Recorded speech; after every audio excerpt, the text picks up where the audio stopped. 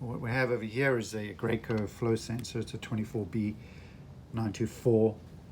Has a pickup, which is a Wheatstone bridge. We x-rayed that. And the part number is A006-02. We took the PC board out. That took a couple of hours. It was epoxied in there very nicely. They did a good job on the epoxy. Anyway, there's a pick.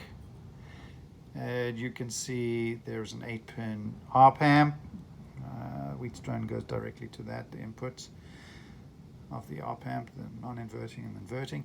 Anyway, we soldered a wire, blew that blue wire to the output of the op amp. I wanted to see that switching as I simulated the gear teeth up front, and then also, so that ran to one channel in the scope, and then we took the other channel of the scope and had the actual output.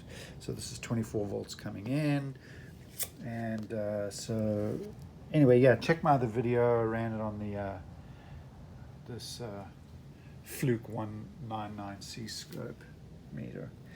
But I just had a hard time, and just hopefully this video will help somebody else out that's trying to do a repair on one of these that you can't get. You can find them used for about $1,000 online, or it comes with a Helix gear motor attachment that this normally attaches to. You can get the whole thing for like $2,100.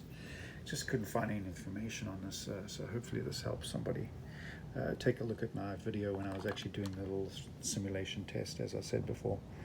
But yeah, there you have it. Hopefully this helps somebody. All right, have a good day. Bye.